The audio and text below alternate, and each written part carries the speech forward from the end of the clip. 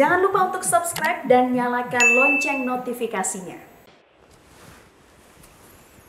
Selamat pagi pemirsa, Anda menyaksikan Breaking News Metro TV. Komisi Pemberantasan Korupsi menetapkan Menteri Sosial Julian Batubara sebagai tersangka dugaan kasus korupsi bantuan sosial. Untuk informasi selengkapnya kita sudah bergabung dengan Marcelina Tumundo dari KPK.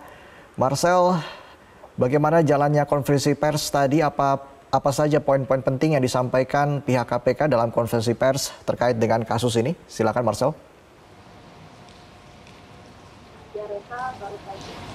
Ya Reza, baru saja Komisi Pemberantasan Korupsi menggelar konferensi pers terkait dengan operasi tangkap tangan yang dilakukan pada hari Sabtu dini hari kemarin.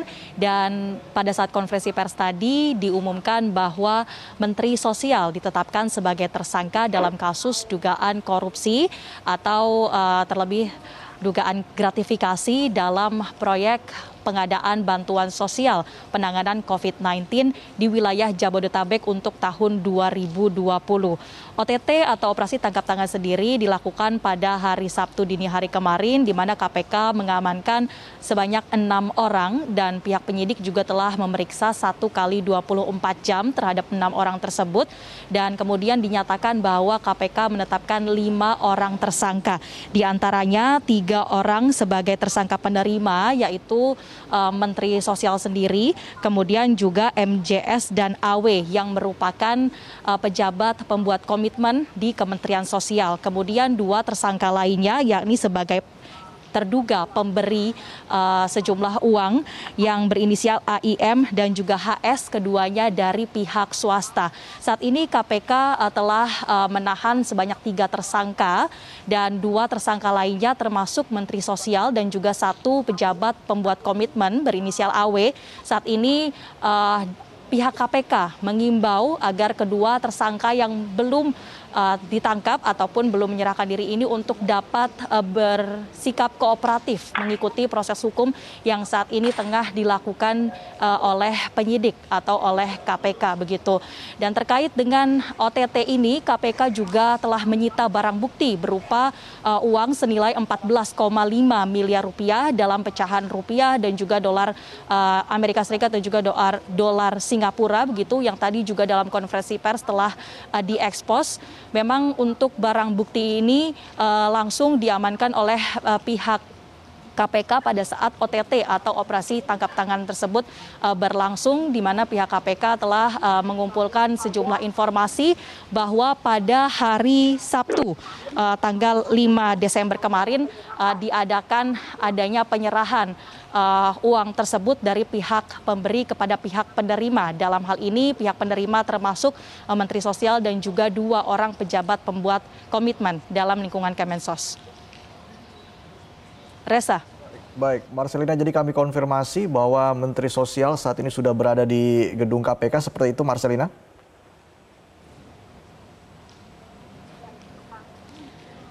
Ya Reza, saat ini Menteri Sosial belum ada di gedung KPK atau belum ditahan oleh pihak penyidik. Saat ini yang sudah ditahan oleh pihak KPK antara lain adalah MJS, pihak pejabat pembuat komitmen dari Kementerian Sosial, kemudian 2 tersangka sebagai pemberi berinisial AIM dan juga HS. Sehingga saat ini untuk 2 tersangka, yang pertama adalah Menteri Sosial dan juga yang kedua adalah pejabat pembuat komitmen berinisial AW, ini belum ada di KPK atau belum dilakukan penahanan. Tadi saat konferensi pers, Ketua KPK Firly Bahuri menegaskan bahwa untuk tersangka yang telah ditetapkan ini namun tidak ikut terjaring dalam operasi tangkap tangan, diimbau untuk dapat bersikap kooperatif atau mengikuti proses hukum yang saat ini sedang berlangsung ataupun menyerahkan diri kepada pihak KPK begitu, karena dengan adanya pemeriksaan dari penyidik ini tentunya akan diekspos sejumlah keterangan ataupun bukti-bukti lainnya dari kelima tersangka yang telah ditetapkan. Reza. Baik, Marcelina dan pemirsa, kita dengarkan dulu pernyataan dari KPK terkait dengan kasus ini. Berikut ini. Kita lakukan pencarian terhadap para tersangka dan kami himbau, kami minta kepada para tersangka saudara JPB dan saudara AW untuk kooperatif dan segera mungkin menyerahkan diri kepada KPK. Karena KPK akan terus mengejar sampai saudara-saudara tersebut tertangkap. Penunjukan PT RPI sebagai salah satu rekanan tersebut diduga diketahui oleh saudara JPB dan diketahui juga dilakukan oleh AW. Pada pelaksanaan paket bansos sembako periode pertama diduga diterima P kurang lebih sebesar 12 miliar yang pembagiannya diberikan secara tunai oleh MJS kepada JPB melalui AW dengan nilai sekitar 8,2 miliar. Pemberian uang tersebut selanjutnya dikelola oleh EK dan SN selaku orang kepercayaan saudara JPB untuk digunakan membayar berbagai kebutuhan pribadi saudara JPB.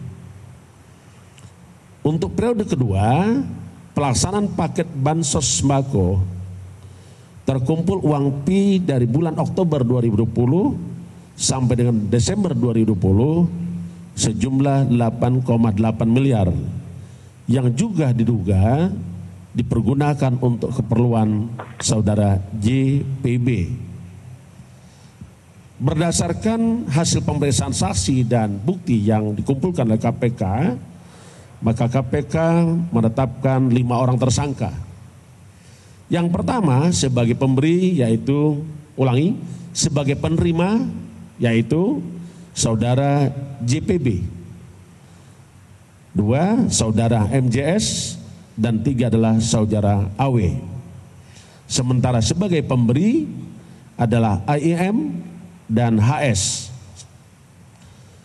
Para tersangka berdasarkan Undang-Undang Nomor 19/1999, para tersangka sebagai penerima MJS dan AW disangkakan melanggar pasal 12 huruf A dan pasal 12 huruf B dan pasal 11 dan pasal 12 huruf I Undang-Undang 31/1999 tentang pemberantasan tindak pidana korupsi sebagaimana telah diubah dengan Undang-Undang Nomor 20 Tahun 2001 tentang perubahan atas Undang-Undang 31/99 tentang pemberantasan tindak pidana korupsi, yonto pasal 55 ayat 1 ke 1 KUHP. JPB disangkakan melanggar pasal 12 huruf A atau pasal 12 huruf B atau pasal 11 Undang-Undang 31/1999 tentang pemberantasan tindak pidana korupsi sebagaimana telah diubah dengan Undang-Undang Nomor 20 Tahun 2020 atas perubahan Undang-Undang 31/1999 tentang pemberantasan tindak pidana korupsi yonto pasal 55 ayat 1 ke 1 KUHP. Sebagai pemberi, saudara AIM dan HS disangkakan melanggar pasal 5 ayat 1 huruf A dan pasal 5 ayat 1 huruf B atau pasal 13 Undang-Undang 31 tahun 1999 tentang pemberantasan tindak pidana korupsi sebagaimana telah diubah dengan Undang-Undang Nomor 20 Tahun 2001 tentang perubahan atas Undang-Undang 31 tahun 1999 tentang pemberantasan tindak pidana korupsi.